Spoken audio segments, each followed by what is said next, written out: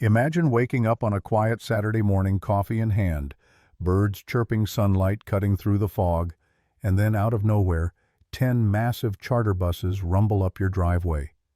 Doors swing open.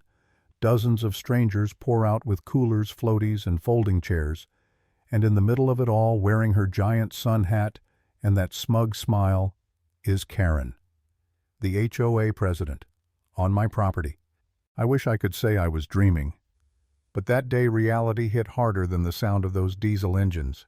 See, I live just outside a gated community, close enough to hear their HOA meetings through my open windows, but far enough that I'm not part of their little kingdom. I bought my land specifically because it wasn't under any HOA's control. No dues, no rules, no approved paint colors, just peace, privacy, and my little slice of freedom by the lake. But Karen hated that. She lived right across the fence, and from the day I moved in, she treated my independence like an open insult. She was the kind of woman who enforced made-up rules just to feel powerful, always with that tone like she was doing you a favor. "You should really paint that barn beige," she'd say. "It clashes with the neighborhood palette." I'd just smile and remind her, "Karen, this isn't your neighborhood. It's private land." You could practically see the steam coming out of her ears. A few weeks later, she demanded I take down my vegetable garden, said it was too visible from the road. I told her that's the point. It's called sunlight. But I could tell it bothered her. The idea that one small patch of land existed outside her jurisdiction drove her insane.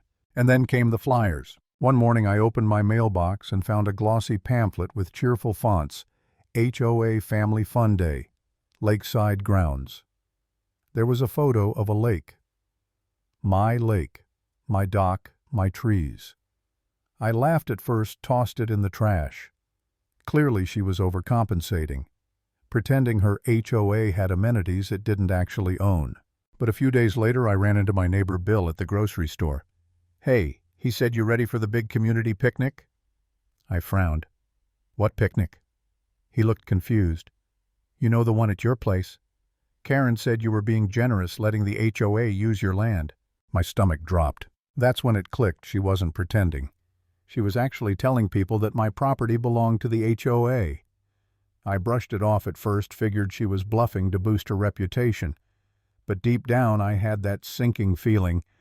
Karen wasn't the kind of person who stopped at words, and I was right. A week later, that peaceful Saturday morning turned into chaos. I was sitting on my porch enjoying my coffee when I heard it, a low, rolling thunder of engines. Not one, not two, 10 of them. Big blue charter buses pulling into my driveway like it was Disneyland. Air brakes hissed, doors opened, and families started spilling out, kids running around, adults setting up grills, someone unloading volleyball nets near my barn. I just stood there, frozen cup halfway to my lips. Then I saw her.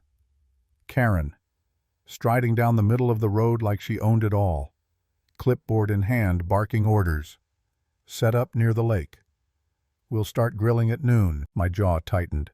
I marched straight up to her. "Karen, what the hell do you think you're doing?" She looked at me with that plastic smile. "Oh, don't be so uptight. The community deserves to enjoy this space. It's for everyone." I blinked. "No, it's not. This is my property. These people are trespassing." She actually laughed. "Relax. According to HOA easement rights, this area falls under shared community use." She waved a folder in my face full of what looked like printed bylaws and newsletters. I grabbed it, flipped through, and yeah, it was all garbage. Nothing legal, just HOA propaganda. I raised my voice so everyone could hear. "Listen up. You've all been lied to. This land isn't part of your HOA. It's private property." A ripple of confusion went through the crowd. Parents stopped unloading coolers. A couple of kids looked around nervously. But Karen wasn't backing down. She crossed her arms.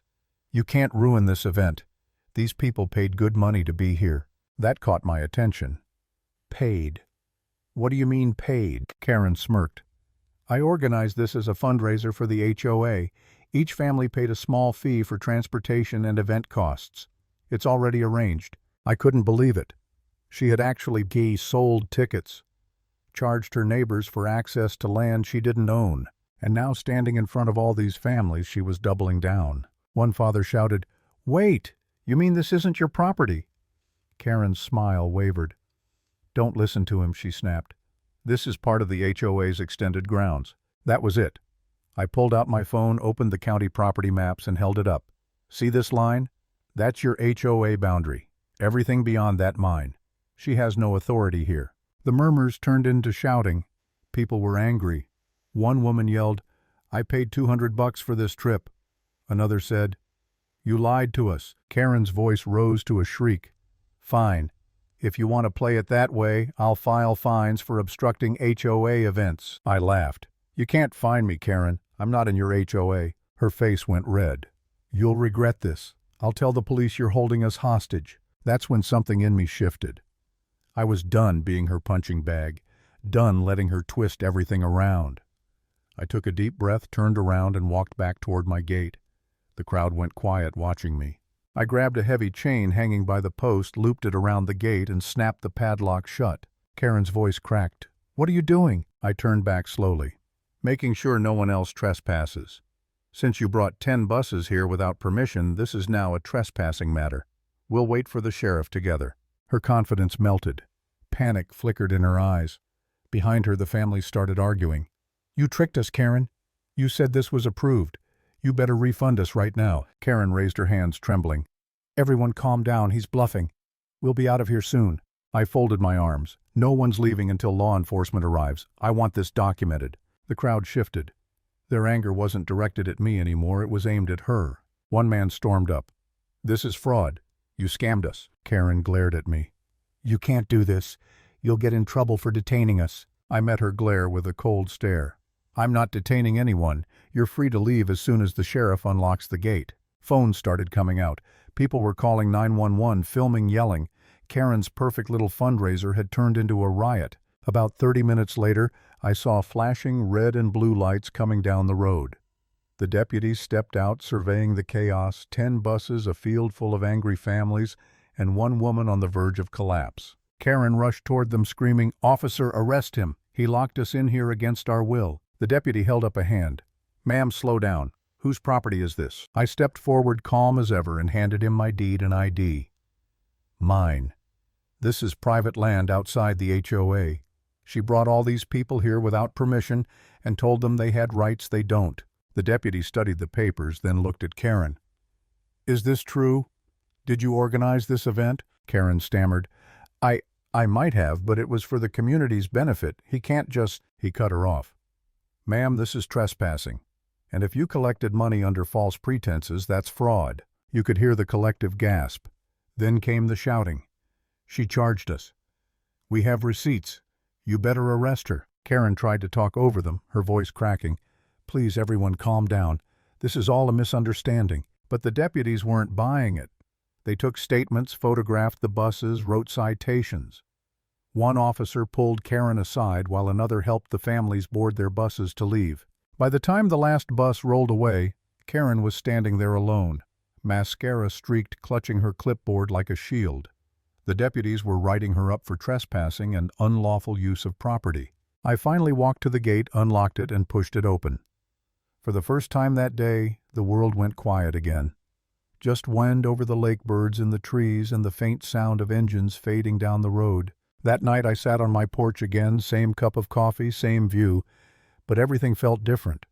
I kept thinking about how far she'd gone, how she truly believed she could fabricate ownership, manipulate people, and get away with it. For a moment earlier that day, when those buses showed up, when she smiled at me like I was powerless, I actually questioned myself. I wondered if maybe I'd overreacted, if maybe I was being too territorial. That's what people like her do. They make you doubt your right to stand your ground. But sitting there, I realized something. Freedom isn't just about owning land. It's about not letting anyone, no matter how loud or official they sound, bully you into submission. A week later, word spread like wildfire. Karen's reputation was shattered.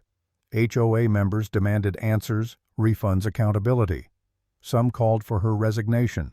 Others threatened lawsuits. Me, I went back to my quiet life by the lake. The air felt cleaner somehow, And every time I pass that gate, I can't help but smile because when someone tries to take what isn't theirs, sometimes the best thing you can do is let them trap themselves behind it.